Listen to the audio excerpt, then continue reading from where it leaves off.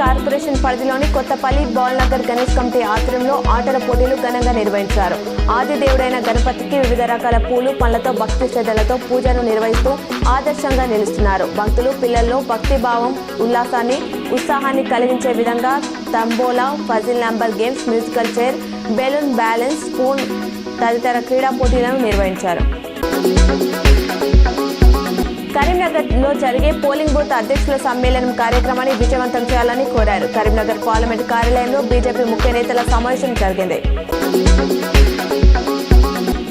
రాజ్భవన్లో governor Jishnu Dev Varma, PCC chief Mahesh Kumar Goud, సహచర మంత్రి సీతక్క, ప్రభుత్వ whip Adi Srinivas, Beerla Ailaiah, KP Vivekananda, CPI నేతలు నారాయణ, ఎమ్మెల్సీ నేలికంటి సత్యం తదితరులతో కలిసి కలవడం జరిగింది. బీసీలకు స్థానిక సంస్థలో ఉన్న 50% నిబంధన ఎత్తివేస్తూ బీసీలకు స్థానిక సంస్థల్లో రిజర్వేషన్లు పెంచుతూ నిన్న శాసనసభలో ప్రవేశపెట్టిన పంచాయతీరాజ్ సవరణ బిల్లు ఏకగ్రీవ ఆమోదం పొందిందని మూడా హౌస్ పరిగణలోకి తీసుకొని బీసీలకు రిజర్వేషన్ల పెంపు బిల్లు ఆమోదించాలని గవర్నర్ను కోరడం జరిగిందని మంత్రి పొన్నం ప్రభాకర్ తెలిపారు.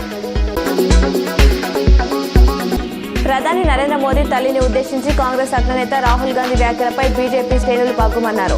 ఉమ్మడి కరీంనగర్ జిల్లా వ్యాప్తంగా బీజేపీ కార్యకర్తలు రోడ్డెక్కి రాహుల్ దిష్టి బొమ్మలు దగ్ధం చేశారు. పలు చోట్ల పోలీసులు అడ్డుకోగా స్వల్ప ఉద్రిక్తత పరిస్థితులు ఏర్పడ్డాయి. ధర్మపురిలో బీజేపీ నాయకుడు గాజు భాస్కర్ ఆధ్వర్యంలో రాహుల్ గాంధీ దిష్టి బొమ్మ దగ్ధం చేయడానికి ప్రయత్నించగా పోలీసులు అడ్డుకున్నారు.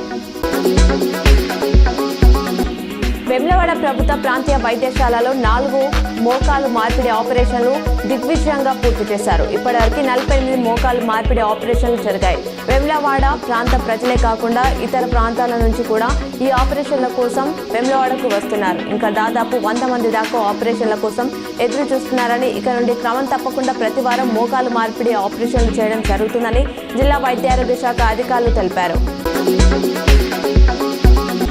బీఆర్ఎస్ ఫ్యూడలిస్ట్ పార్టీ బీసీల అంశం చర్చకు వస్తే ఇలా అడ్డుపడడం సరికాదు. సమాజం గమనిస్తుంది. బీఆర్ఎస్ కి బీసీల పట్ల ఉన్న గౌరవం వైఖరి స్పష్టమవుతుంది. 42% రిజర్వేషన్లను అడ్డుకోకండి. సర్వేలో కూడా పాల్గొనలేదు. కడుపులో కత్తులు పెట్టుకొని మాట్లాడుతున్నారు. 42% రిజర్వేషన్ కు బీఆర్ఎస్ మద్దతు తెలపాలి.